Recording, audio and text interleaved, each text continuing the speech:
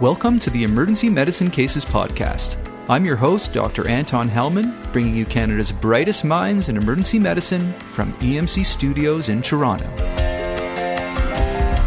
On this episode on hyponatremia, we have with us Dr. Melanie Baimel and Dr. Ed Etchells. Dr. Baimel is an emergency physician at Sunnybrook Health Sciences Centre in Toronto, faculty in the Department of Family and Community Medicine at the University of Toronto, and faculty for the Emergency Ultrasound Fellowship. The risk of overcorrection trumps our impression that the patient looks a bit dry. I think you just have to resist the natural urge as an emergency doc to give fluids. Dr. Ed Etchells is an internist at Sunnybrook Health Sciences Centre in Toronto and an associate professor at the University of Toronto. He's the recipient of multiple teaching awards. It's not the fluids that you're running into the bloodstream that's causing the trouble. It's the urine that's running out of the patient's bladder that's causing the trouble. All water can kill these patients. If the urine osmo is less than 100, give DDAVP. Hyponatremia is rampant in our EDs. It's the most common disorder of body fluid and electrolyte balance encountered in clinical practice, and it's found in about 20% of admissions to hospital. It can present with a wide spectrum of symptoms, and it's often difficult to manage.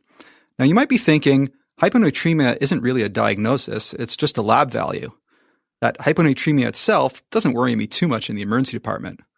Well, you might be right in thinking that hyponatremia isn't a diagnosis in itself, but alas.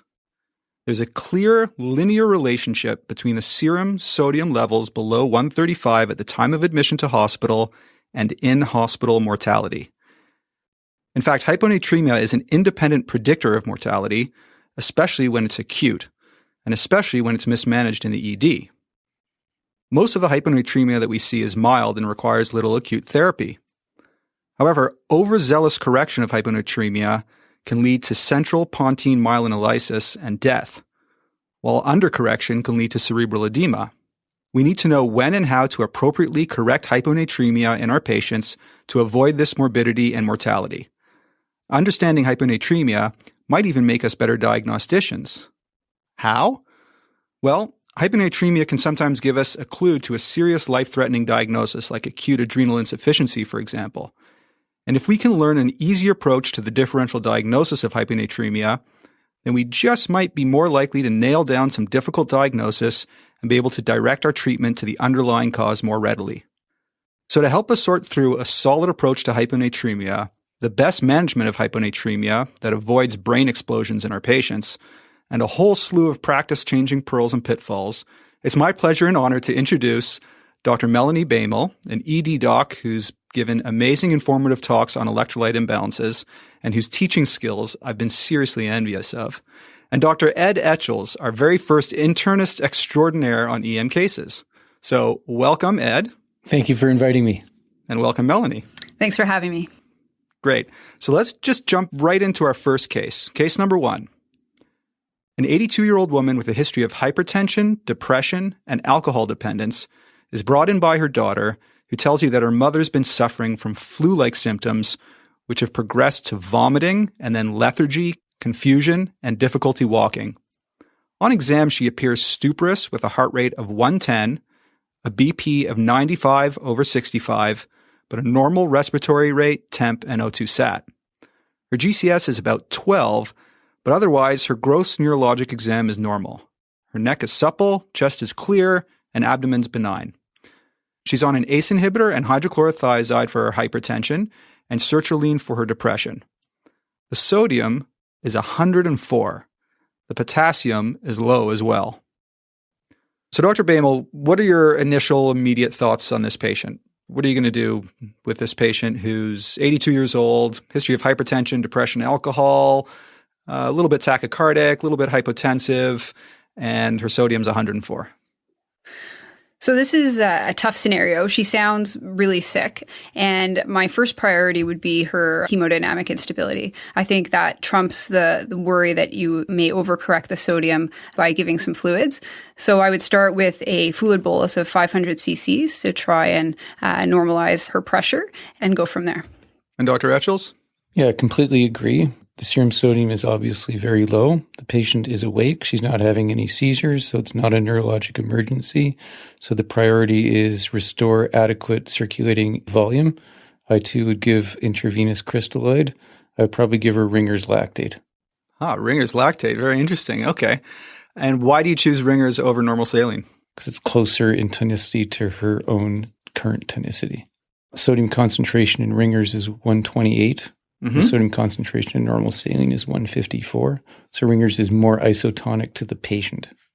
So you're going to get less of a sudden rise in your serum sodium concentration with that strategy.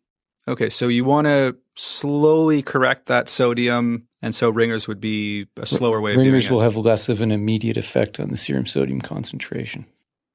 So the first couple pearls are the hemodynamic instability of the patient should trump the worry of overcorrecting the sodium too quickly. So you can go ahead and give a small bolus of fluid. Second pearl is you might want to consider giving Ringer's lactate to fluid resuscitate the patient rather than normal saline because it's more isotonic with the patient. So we're going to get into how fast to correct the sodium and all the details of that. So this patient has a really low sodium of 104, so you'd expect some symptomatology from such a low level. Dr. Etchells, what are the clinical manifestations of hyponatremia in general, and at what low levels of serum sodium can we expect these clinical manifestations? For example, if a patient has a sodium of 130, should we expect an altered level of awareness like 120, 110? What's the general sense? So in general, it depends on two things. It's the severity of the hyponatremia and the rapidity by which it develops. So if it develops slowly, the patient will have less severe neurologic symptoms. They might have a headache. They might be confused. They might be irritable. They might be somnolent.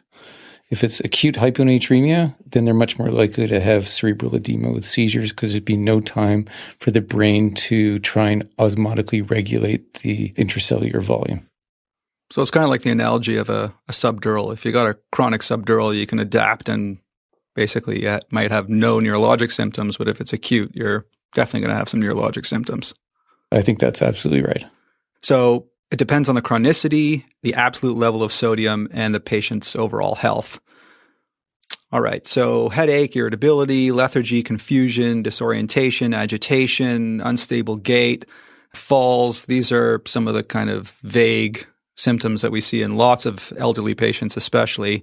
But in a younger patient, if you see any of these things, hyponatremia should be on your radar. And Dr. Baimel, in this case in particular, what would be the most likely cause of the hyponatremia? I think there's probably, like in most cases, multiple causes for hyponatremia in this patient. There's probably an element of dehydration. Certainly, her alcohol abuse can also cause a component of the hyponatremia. The medications that she's on, the hydrochlorothiazide and the sertraline, for example, can also cause SIADH and lower the sodium as well. So multifactorial. Okay. So sort of a mixed hypovolemia, hyponatremia, as well as SIADH caused by the medication she's on. I agree with the analysis. I think the important point is the patient's hypovolemic because she's on hydrochlorothiazide, but she's still able to continue to drink water. So hypovolemia prevents the kidneys from filtering water, which is the first step to excreting water. So that's why patients who are hypovolemic get hyponatremic because they continue to drink water and then they can no longer excrete it. So that's a key concept there. It's not the hypovolemia itself that causes the hyponatremia. It's the patient who's hypovolemic, can't get rid of the water, and then drinks more free water that causes the hyponatremia. Plus she takes sertraline, that causes SIADH. I think the other clue in the case is that she lives alone. She's elderly and there's some alcohol abuse. So patients who are malnourished, they also have an impaired ability to excrete free water. So I think those are the key contributing factors here. Am I allowed to be controversial and stir up? So, as you know, all internists are anal retentive, and I don't like the term dehydration because I find it confusing. Because actually this patient has too much water in her body. She's not dehydrated, she's overhydrated. She's also hypovolemic. So I always make my residents say the patient is hypovolemic and hyponatremic. She's not dehydrated. Okay, got it. So water is evil. That is a key. That is principle number 2 in these cases. All water can kill these patients. All right. So we'll get into the details of how water can be evil in these patients. The approach to hyponatremia that we all learned in medical school, I found a bit confusing, but it was so long ago I can't really remember any of it. Dr. Etchells, can you suggest a simple, systematic approach to hyponatremia that our listeners would find useful in the emergency department? Sure. So, step one is always ABCs. So if the patient has a neurologic emergency where they're having seizures or coning, you've got to deal with that. And I think we're going to talk about that a little later in the podcast. So I'm going to assume that the patient is not having seizures and is not comatose. Then principles are very straightforward. Number one, defend intravascular volume. The way to do that, you can send urine osmolality and urine sodium, but while those are cooking, just do postural vital signs. If the patient has a postural drop, you're obligated to give them intravenous crystalloid. I would again suggest Ringer's lactate because it's going to be more isotonic to the patient. Just a sec there. So some of our listeners, I'm sure, are thinking, well, postural vitals, I got rid of those a long time ago because there's studies that a good percentage of elderly patients will have a postural drop normally and that it's not really going to help me. Give us your argument of why we should be doing postural vitals. Postural drops are not normal. They are a sign that the patient has moderate hypovolemia and therefore their intravascular volume is at threat. In my view, it's easy to check. You just swing the patient's legs over the side of the emergency room stretcher and you recheck the blood pressure. If there's a 20 millimeter drop, I don't care what happens to the heart rate. I always give the patient 250 cc's of crystalloid and see what happens. Okay, so just to review and then go forward, first, you want to rule out a neurological emergency. Then there's 4 principles of management. The first one is to maintain adequate intravascular volume. The second one is to prevent worsening hyponatremia. So Correct. How do we do that? Yeah, so basically it is impossible for the patient's hyponatremia to get worse if you prevent them from taking water into their body. The human body cannot manufacture water on its own. So the problem in the hospital is that water is not a controlled substance. There's nothing stopping a high school volunteer from bringing a 500 milliliter glass of water to the thirsty elderly patient with a serum sodium of 104. So in this situation, I make the patients NPO, except for medications. I tell them or their loved ones that water will kill them. It's a little dramatic, but it gets their attention. Absolutely. Okay. And then from a medical perspective, I write an order that says no D5W, no half-normal saline, no 2/3 and 1/3, unless approved by Dr. Etchells. Okay. And it's impossible for the hyponatremia to get worse. Got it. So we're maintaining adequate intravascular volume, then we're preventing worsening hyponatremia. The next step is to prevent rapid overcorrection. Right. So this is usually the emergency staff have done the correct thing, which is to defend the intravascular volume.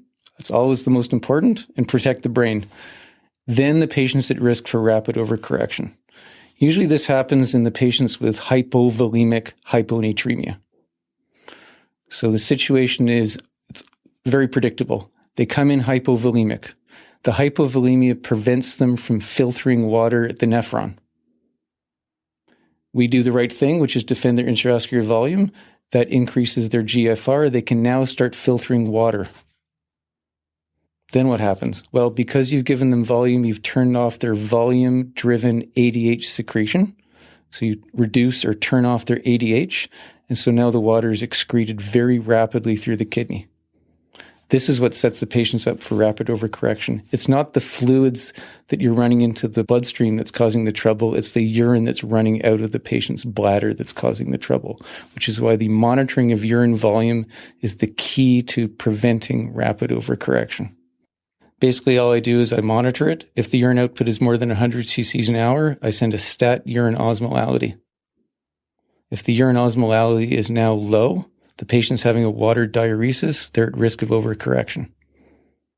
Then you treat it with DDAVP. This is the third principle, is preventing rapid correction.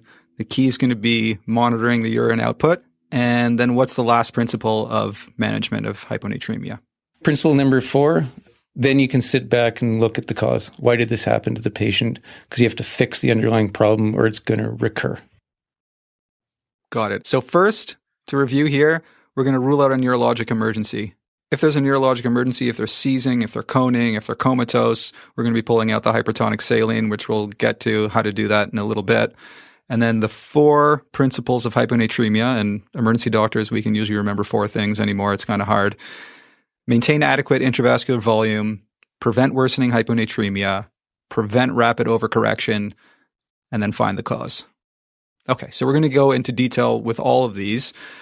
So let's go through all of these one by one, these 4 principles. Let's start off with the first one, maintaining adequate intravascular volume.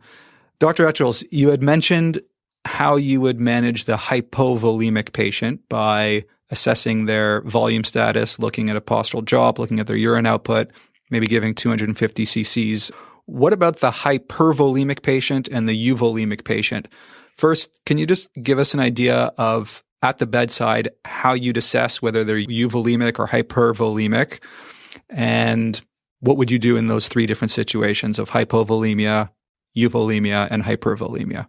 Sure. Hypervolemia, I look at the JVP. I look for sacral edema. People always forget to look for sacral edema, but a lot of the patients we see don't get out of bed. So the dependent area is the sacrum, not the feet. And of course, looking for pedal and thigh edema. Patients who are hyponatremic and hypervolemic are actually pretty easy to manage. You sodium restrict them, you water restrict them, and you give them diuretics, and the problem deals with itself.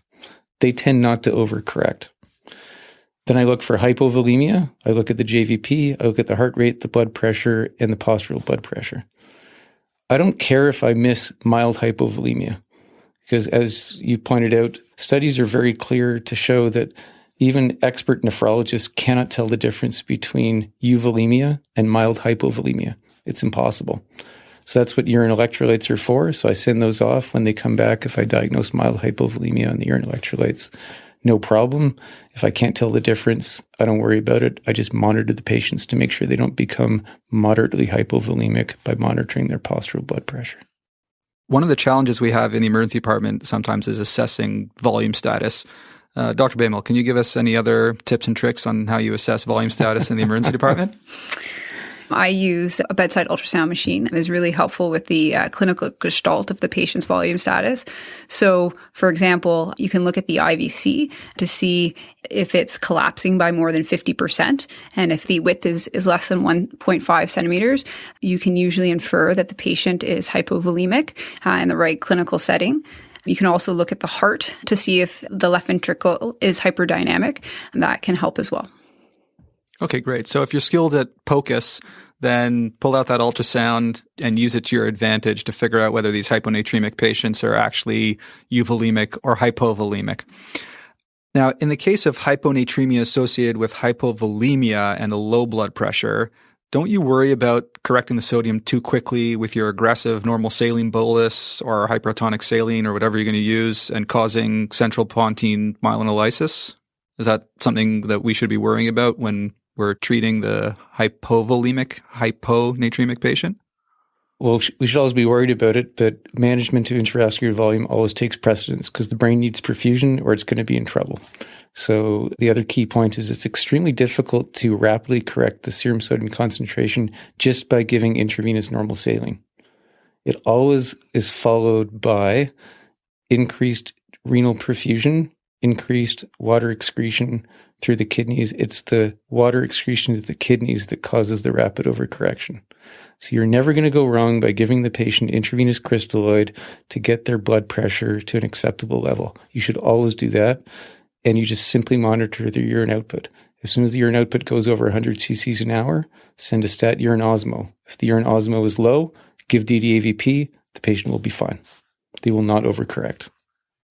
Okay, so the take-home point there is, in the case of hemodynamic instability, the need for rapid fluid resuscitation overrides the risk of any overly rapid increase in serum sodium concentration. Right. The important thing is just to recognize that emerge docs, what we think warrants fluid resuscitation, what an internist thinks warrants fluid resuscitation can be two different things. So I think the important thing to look for is if the patient is hypotensive, then it's worth giving them a fluid bolus to try to make them normotensive. But if the patient just looks a bit dry, like they're tachycardic, their mucous membranes are dry, I probably would resist the urge to give fluids in that case because the risk of overcorrection trumps our impression that the patient looks a bit dry.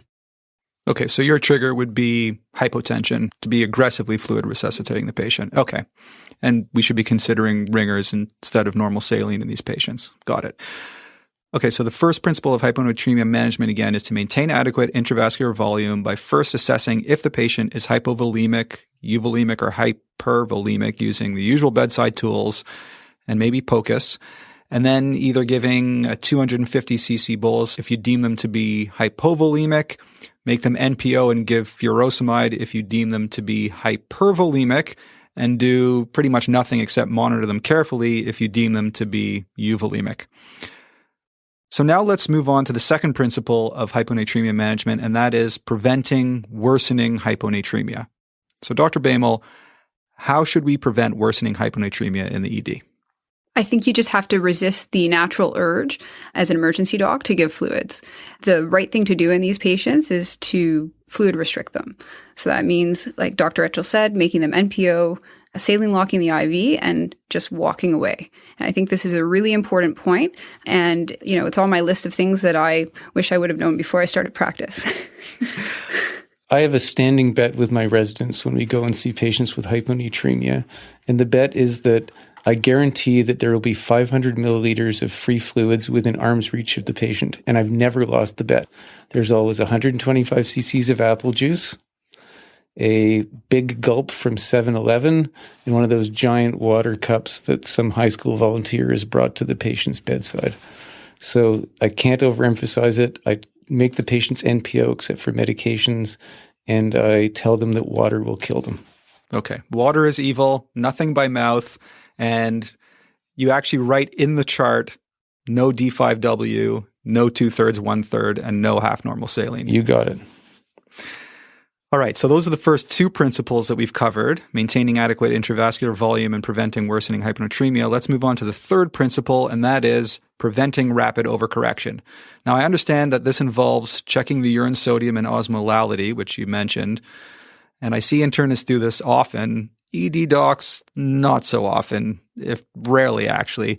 Dr. Etchells, if we're going to do this in the emergency department, we got to keep it simple. How do you suggest we prevent rapid overcorrection of hyponatremia in the ED, and how can getting a urine osmolality and urine sodium help us in this regard? So I know it's not glamorous to check urine osmolality and urine electrolytes, but I cannot overemphasize how important and easy it is. My recommendation is as follows. For the first case who has life-threatening hyponatremia, I would insert a Foley catheter. I would just do urine output monitoring every 1 hour. I would write an order that says, if urine output greater than 100 cc's per hour, send stat fresh urine for urine, osmo, and sodium. And here's how to interpret the results. If the urine osmo is less than 100, give DDAVP. Simple. That's it. If the urine osmolality is less than 100, give DDAVP. What if it's more than 100?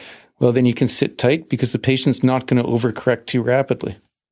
But if the next hour they put out another 100 cc's or more of urine, send another urine osmo. If it's less than 100, give DDAVP. So again, the third principle in management of hyponatremia is to prevent rapid overcorrection. How do you do this? You stick in a Foley catheter. If it's more than 100 cc's per hour of urine, you send off a fresh urine osmolality. If the urine osmolality is less than 100, you give 1 microgram of DDAVP, making sure that the patient's fluid restricted. And if it's over 100, then you just sit tight. Next, Dr. Baimel is going to talk about the general guide for the rate at which we should be correcting the hyponatremia.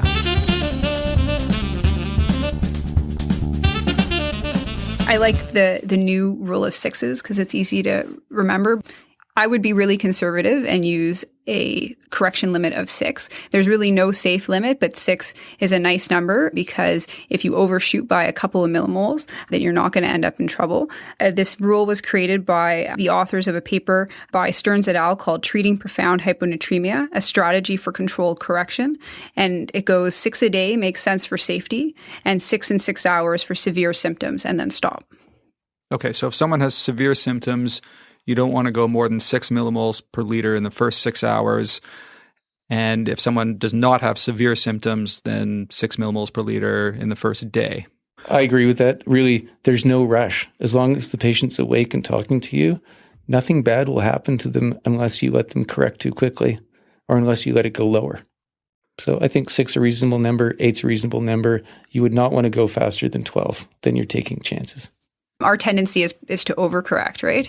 So that's why I like the rule of 6s, and it's a little rhyme and something that's easy to remember, because I do find when you read a lot of the literature, some people quote 8, some people quote 10, and I've seen up to 12. So, and there really is no safe correction limit. So 6 is a really nice conservative number to go by. So the last of the 4 principles of hyponatremia management is ascertaining the cause of the hyponatremia. Dr. Baimel, how do you suggest we figure out what the cause is? I know that sometimes it's not that important that we know exactly what the cause is, but from an ED perspective, how do you try and sort it out? I'm not very good at keeping lists of things in my brain, so I just come to it in a more organic way by looking at each section of the chart. So first I start by looking at the chief complaint, and the most common causes of hyponatremia that come to mind are nausea, vomiting, diarrhea, or gastro-type symptoms, which cause hypovolemic, hyponatremic, reduced PO intake from anorexia or drinking a lot of booze, aka beer potomania, can also cause hyponatremia because you don't actually have enough solute to excrete the relative increase in water that you're consuming. And pain. Pain is a really big one. And pain can be from any cause, including something as simple as constipation can cause euvolemic hyponatremia. Then I move on to the medications. There's a whole list of medications that cause SIADH. I think the big one to look out for that we've mentioned is a thiazide diuretic. For some reason, some people are just more sensitive to it than others. Then I would look at the past medical history and see if they're got a history of heart failure, renal failure, liver failure. These are all causes of hypervolemic hyponatremia. I would also look for certain types of cancer, like lung cancer, which can cause ectopic ADH secretion. And finally, I would look at their labs and see, for example, is the glucose elevated, which can make the sodium look a lot lower than it actually is. And if you're really smart, you'll maybe notice an elevated potassium that may signal adrenal insufficiency. And for bonus points, only for bonus points, you may want to look to see if the patient's had an elevated TSH somewhere down the line, because that can also cause hyponatremia. But I don't think that's super helpful for us in the emergency room. You had mentioned 2 diagnoses that I just want to concentrate on for a second here. These are 2 diagnoses that we should always keep in the back of our minds when it comes to hyponatremia. That's hypothyroidism and adrenal insufficiency. Now, the clinical presentation of severe hypothyroidism I find relatively easy to remember, but I find it hard to remember how adrenal insufficiency presents and what we should be looking for. Can you just give our listeners a quick run through of when we should suspect adrenal insufficiency in the emergency department? Sure. So primary hypoadrenalism, that's destruction of the adrenal gland. So those patients have a high ACTH. So you would see that in a patient who's hyperpigmented. They have hypovolemia. They might be hypotensive, they're vomiting, and the clue is that they're also hyponatremic with hyperkalemia. Okay? Secondary or hypopituitary hypoadrenalism is a really tough diagnosis. So whenever I see a patient who's hyponatremic, I sit back and I ask myself, am I missing pituitary disease? Because those patients are not hyperkalemic and they are not hyperpigmented. So the only clue is hyponatremia. So there, if I see a patient who's hyponatremic, I see no explanation, and they have a low blood pressure for no good reason, then I ask myself, am I missing hypopituitary hypoadrenalism? That includes the patients who are on chronic steroids or chronic inhaled steroids who are adrenally suppressed. So we need to think about adrenal insufficiency in the patient with hyponatremia and hyperkalemia, who's dizzy, syncopal, low blood pressure, those patients who are on oral steroids or inhaled steroids even. Yeah? Absolutely. And again, the key differentiation is primary hypoadrenalism. They're hyperpigmented and they're hyperkalemic. That's actually an easier diagnosis to think of. But the patients with pituitary disease or the patients who are in withdrawal from oral or inhaled steroids, the only clue is the serum sodium is low and they're not feeling well. There's nothing else. Okay. The potassium is usually normal or low in that situation, and they're not hyperpigmented. And in that case, you might want to give the so-called stress dose of steroids and There's nothing see what wrong happens. with that. I would, if you're thinking of it, you send off a random serum cortisol, and then you give them some dexamethasone, and they'll be safe. Next, we're going to go back to the case and look at the specific management for this patient. Okay, so let's move on to the management of this 82-year-old woman that I presented at the top of the podcast.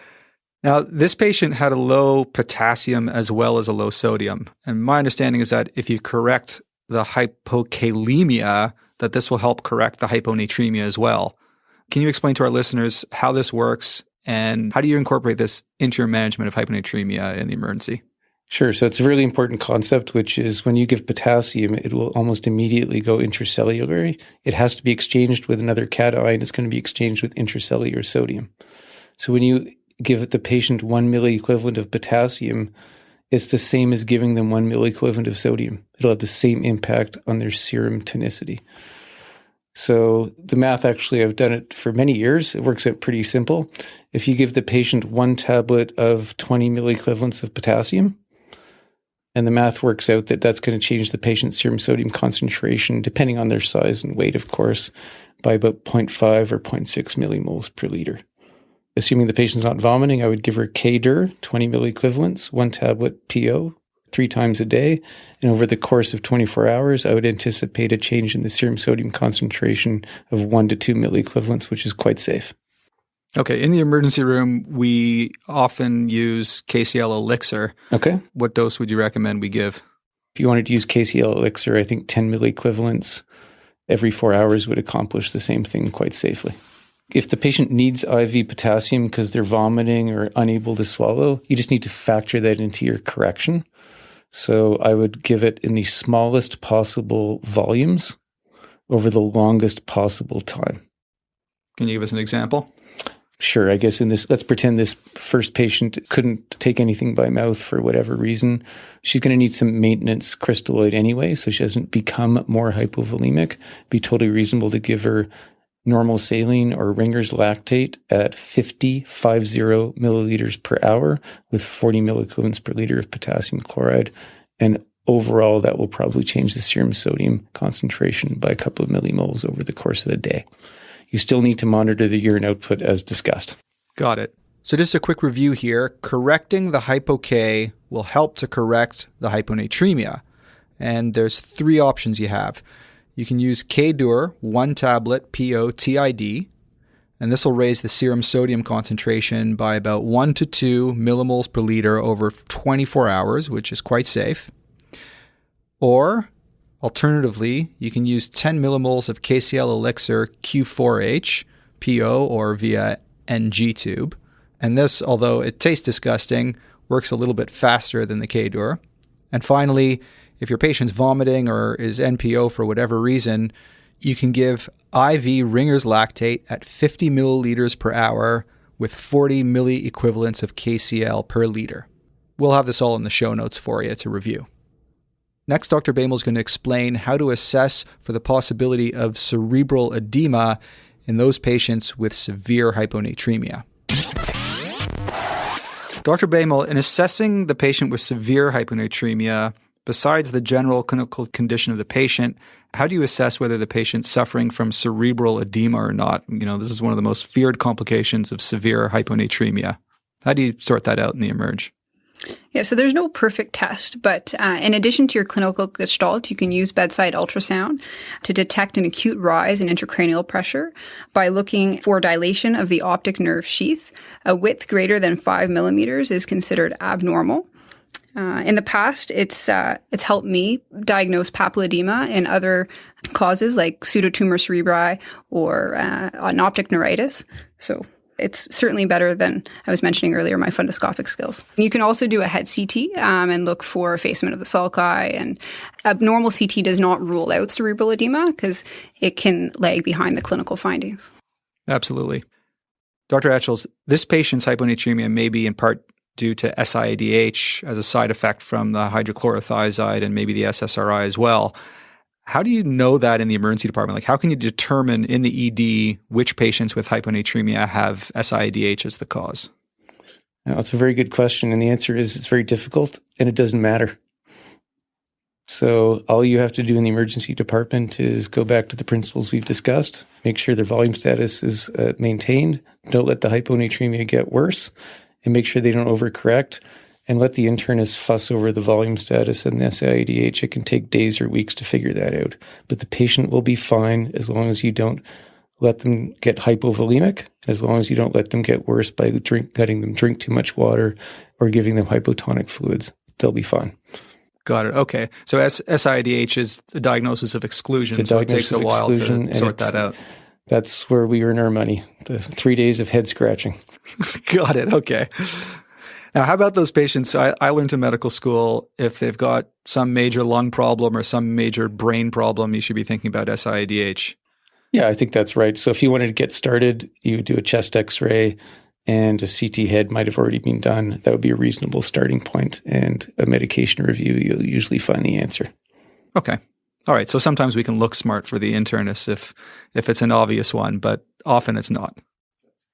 So the European guidelines just recently came out, and they were talking about the indications of hypertonic saline, and they mentioned that not only severely hyponatremic patients and really sick patients that should be getting hypertonic saline, but also patients who have only moderately low sodiums and patients who are only moderately sick from hyponatremia, you can consider giving hypertonic saline. What would you say the indication for hypertonic saline is in the emergency department? My view is you should only treat severe symptoms, life-threatening symptoms with hypertonic saline, so seizures, coning, or cerebral edema that's causing a coma. I would not give hypertonic saline if the patient is sleepy but rousable or if they're confused. There's no reason to do that.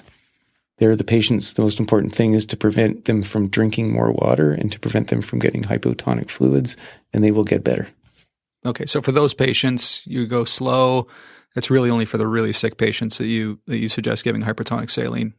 And you have to be pretty sure that their seizures or their decreased level of consciousness is due to the hyponatremia and not something else, right? Because it's far more common in an ED to have a seizing patient from a bleed in the brain or METs to the brain or alcohol withdrawal, and who happens to also have hyponatremia, than it is from just directly from the hyponatremia itself. So let's go back to the case. We've got our 82-year-old woman who was sort of stuporous, volume contracted, and had a serum sodium of 104, as well as a low potassium. She's had some normal saline, and you've seen a few other patients in the interim. Your shift is going well, and you're feeling on top of the world. Then you hear an overhead call, Dr. Baimel, stat to bed 6. As you turn the corner and the patient comes into view, you see that they're seizing, full-on tonic-clonic seizure. How would you manage this patient now? Yeah, so I would ask for 3% hypertonic saline, and I think it comes in 250 cc bags at Sunnybrook in particular. I'd start by giving 150 cc's over about 5 to 10 minutes, and then reassess the patient. If they're still seizing, then I can give another bolus of 150 cc's, and that should raise their sodium by about 5 to 6 millimoles, which should get them out of the woods and improve their neurological symptoms. Yeah, totally support that, and just monitor their urine output, and if they, again, start developing water diuresis after that, you give them some DDAVP and they'll be fine. So you give the 3% normal saline bolus over 5, 10, 20 minutes. You recheck the sodium after about 20 minutes, and you repeat it if the seizure persists, and the goal is to raise the serum sodium by about 5 millimoles per liter. Great. And then don't let it go up anymore for the rest of the day, and that's why monitoring the urine output and treating any water diuresis aggressively is extremely important. Okay, so let's say you have given 2 boluses of 150 cc's of hypertonic saline. What do you do with the IV lines after that, assuming that you've repeated the sodium and it's gone up by 5? Sure. So obviously you need IV access in case there's ongoing emergencies. I would put normal saline in the lines. I would reduce them to the lowest possible rate, assuming the patient's otherwise hemodynamically stable. I would monitor the urine output, and if it goes up, I would give them DDAVP. An important reflex that I tell my residents is, as soon as you give patients like this DDAVP, you have to make them NPO. Because if you give DDAVP and you let the patient drink, they're going to be in serious, serious trouble. And write the no hypotonic fluid orders that we've discussed already. No D5W, no 2/3 and 1/3, no half normal saline, because then you're really asking for trouble. Okay, I've been in the situation before where I've called for hypertonic saline and the nurses go scrambling around and there is no hypertonic saline in our department and they have to go to the ICU and the patient's seizing and I need it now. Dr. Etchells, are there any other options besides hypertonic saline for the patient who's seizing in front of you because of a low sodium?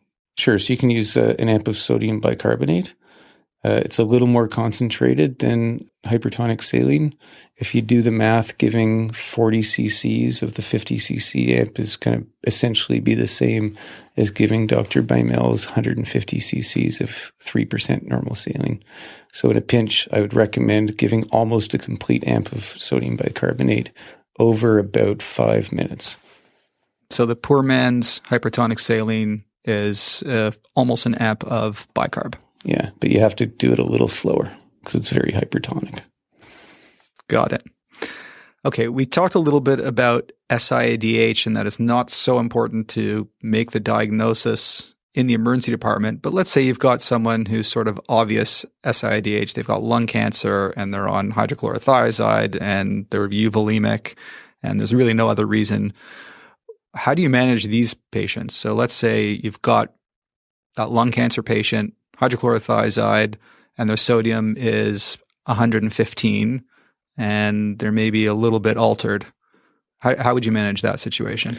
Sure. So always go back to the first principles. So always defend the intravascular volume as discussed. Then it's pretty simple. Don't let it get worse. And I just put the patients on a water restriction. And this is where you have to negotiate with the patients and make sure they understand what's wrong with them. The more you restrict the water, the faster the patient will feel better and the faster they'll get out of the hospital. So I go tell the patients, look, it's kind of up to you. I'm going to propose a 500 milliliter per day fluid restriction. You're not going to like it. You're going to feel that your mouth is dry. But if you drink water, you're going to get sicker and you're not going to leave here as quickly. And then they usually comply. A lot of patients keep asking for water because their mouths are dry. So I give them oral balance gel. And I say you can use it whenever you want, and then their mouths stay nice and moist, and then they stop asking for water. It's really important to look for medications that cause dry mouth and stop those if you can, and the patients stop asking. Those are some great practical pearls. Great pearls. Let's continue with the case. So it's the holiday season, and there aren't any beds upstairs.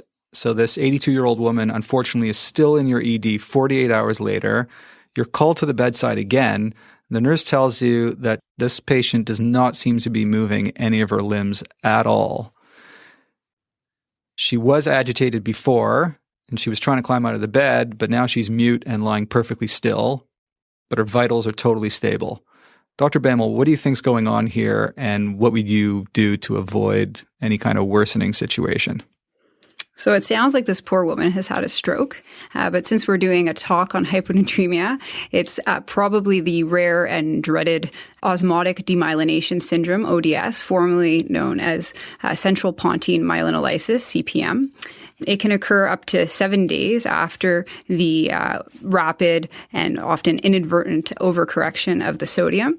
It's a clinical diagnosis that needs to be made because the CT findings, again, can take a while to appear. The theory is that the brain cells don't have time to adapt to their new hyperosmolar environment, and so water flushes out of the cells and they shrivel up and demyelinate, and the symptoms depend on which part of the brain is affected. So the most common place is the pons. That's where the name central pontine myelinolysis came from. And then they realized other parts of the brain started to become involved as well, and like the cerebellum and the basal ganglia, and that's why the name was changed to Osmotic Demyelination Syndrome, or ODS. And these lesions can cause devastating neurological symptoms like ataxia, quadriplegia, cranial nerve palsies, and in the most extreme cases, it can cause locked-in syndrome, which is where the patient is fully paralyzed but still cognitively intact. And I've never actually seen this in real life, but there's a great movie called The Diving Bell and the Butterfly that depicts this really well, and it's based on a true story. To the second part of your question, which is what would I do to avoid a worsening situation? And I think that, unfortunately, there's not much more that I could do to make this a situation worse for this poor elderly woman who now has locked-in syndrome from osmotic demyelination syndrome. So I would just simply stop all fluids, call for help, and pray that she gets better. So this patient developed this syndrome because of rapid correction of the hyponatremia. Let's say it's not that dramatic, or even if it is that dramatic, what can you do besides stopping the fluids to correct the sodium back? Sure. So let's imagine that the patient's serum sodium is corrected 15 millimoles over the first 24 hours despite best efforts. And the question is always posed, maybe we should try and lower it again. Maybe that'll protect the patient's brain. I think it's highly speculative. The human studies on that are based on tiny numbers of patients, and it's been shown to maybe protect rats' brains, but we're not veterinarians. I would never do it myself because I think you're just asking for trouble. The most I would do would be to go back to our first principles. So always number one, defend the intravascular volume. Number two, don't let the serum sodium get worse. Number three is to prevent it from correcting any faster. So in a patient whose serum sodium has gone up 15 millimoles over the first 24 hours, I would immediately give them DDAVP.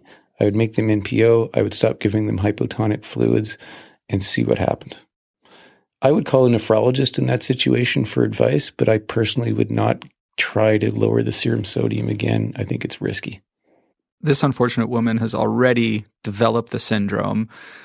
Which patients do we have to be especially careful about so that we don't induce ODS by correcting the hyponatremia too rapidly?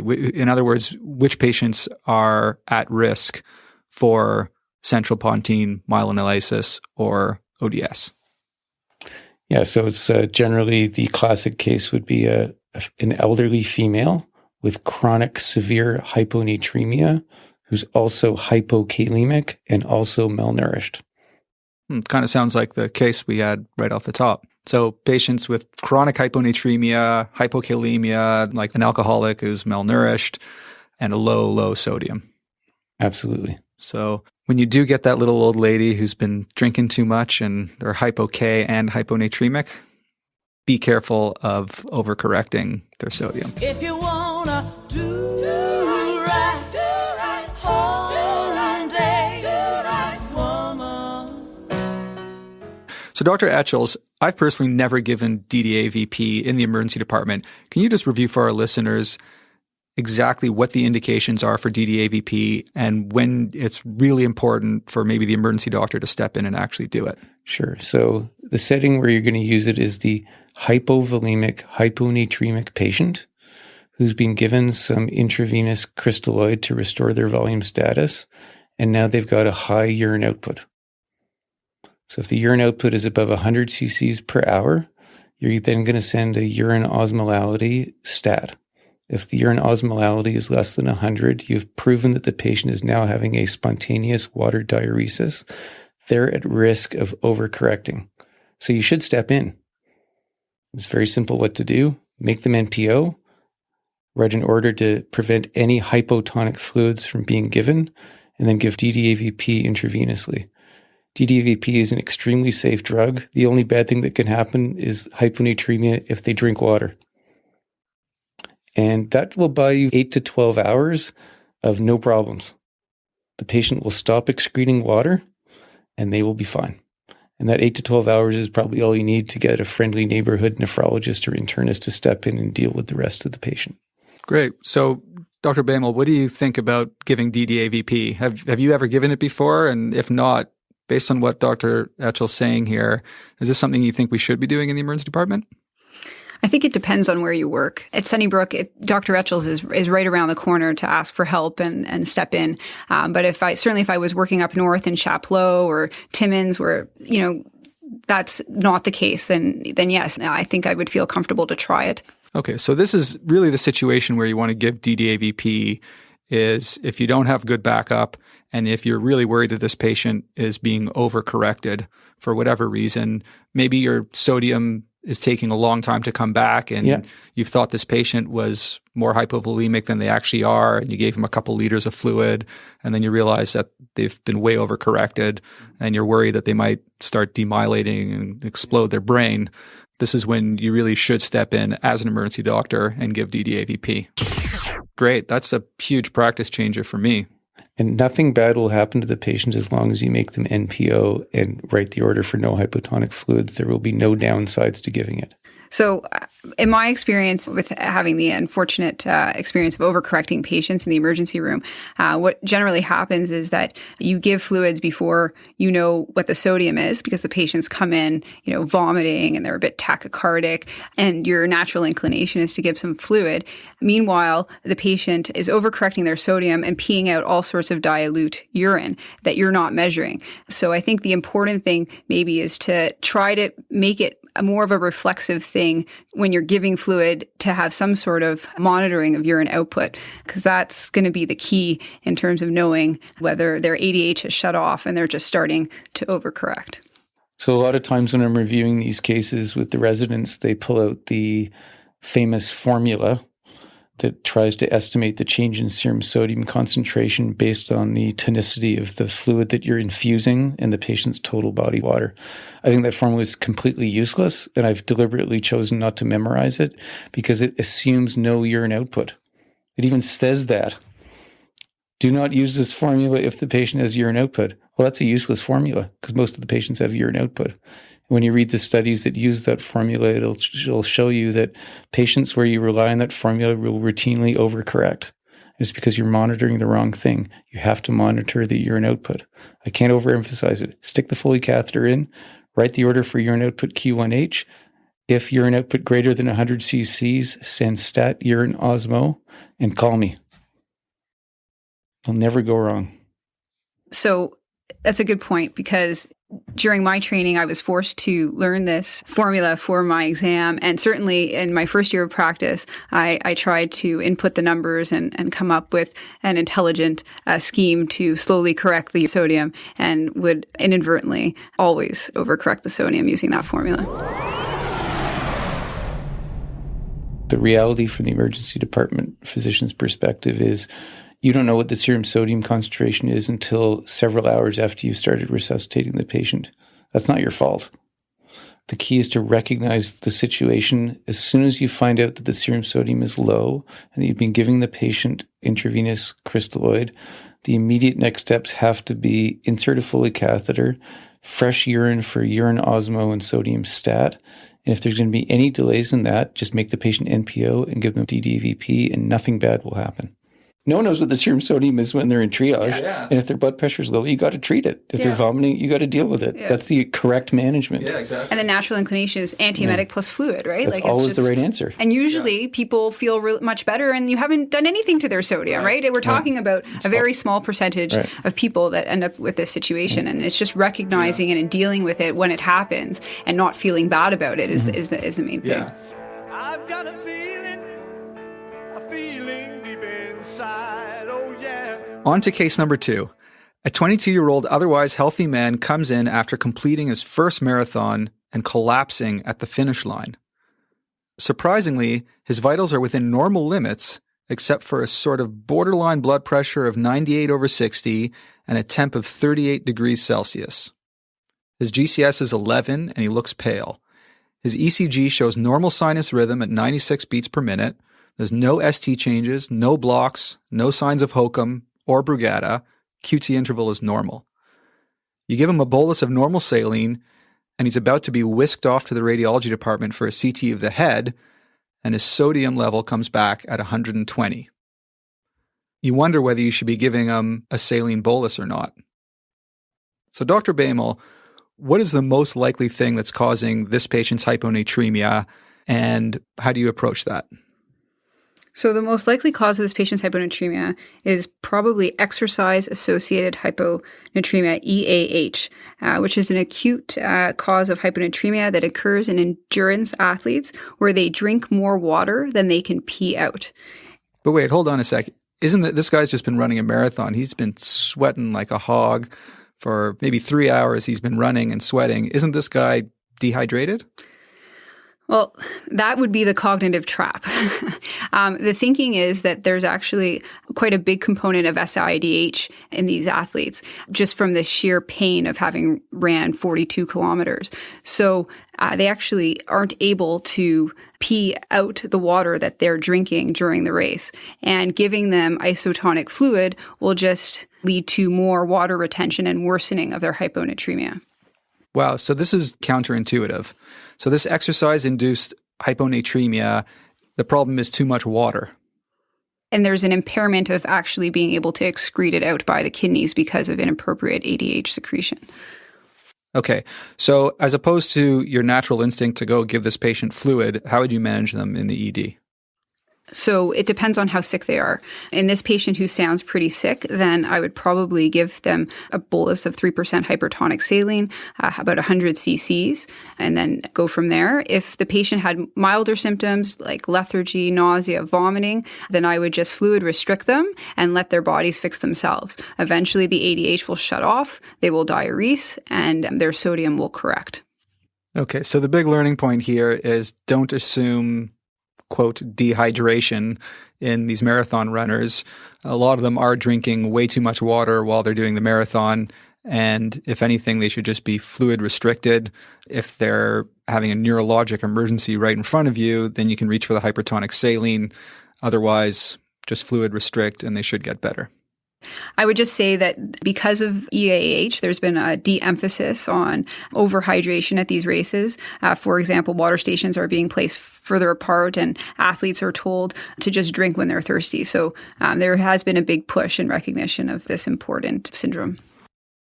Now, this is just one example of a patient who's had too much water, essentially. What are some other common clinical situations where we see a dilutional hyponatremia, where the patients basically just ingest too much water and literally dilute their sodium concentrations down to a dangerous level? Ecstasy is a big one. The drug itself can cause SIADH, and on top of that, there tends to be a lot of drinking of beverages while on this drug, and the two together can cause you to retain more water and dilute out the sodium.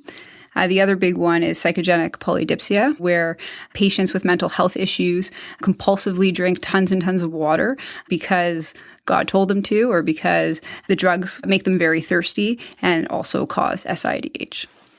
The classic one is the psych patient who's already on, say, an SSRI, which can cause SIADH by itself, is also drinking tons and tons and tons of free water. And so it's this combination of the SIADH plus a sort of dilutional hyponatremia. Okay, so in marathon runners, kids are doing ecstasy at raves and such, and psych patients who are drinking liters and liters of water who are on SSRIs, those are the patients who you need to worry about this. And again, the treatment in most cases are just to fluid restrict. Again, stop the urge to give boluses of saline. Yeah, just to give an anecdote, a personal anecdote about this, it can be really tough, right? Because you have, for example, a young woman who comes in from a party and she's been drinking all night and she's vomiting in the emergency room, and you note that she's tachycardic, but her blood pressure is normal, and the nurses are asking you, can they give her some fluid and an antiemetic? And you just reflexively say, of course, yeah, that makes total sense. Why don't you do that? And then you come back later to find that she's hyponatremic because she took a drug she wasn't sure what it was called, and it turns out to be ecstasy. So it's just one of those clinical scenarios that are sometimes tough to sort out from the get-go. The cool thing about hyponatremia is that it's one of the few things besides obvious fluid overload, patients in acute decompensated heart failure, where we don't just give boluses of fluid. Well, there's probably not too many examples, and that's why we do it so often and so reflexively, right? And the case that I gave just sort of highlights that. And just for all you emerge docs out there, that's why you shouldn't feel too bad when it happens, because medicine is a messy thing and these things are bound to happen. And just remember sort of Dr. Etchells' approach of once you recognize that that's happened, measuring the urine output, getting the urine osmols, and perhaps give some DDAVP. And then don't feel bad about it. Yeah. And wait 7 days for CPM to develop or not. Yeah. I mean, I've definitely corrected people way too quickly many times. Despite your best efforts, right? You're like, yeah. they're tacky, they're vomiting. Of Totally. course, this is a good idea to give fluids.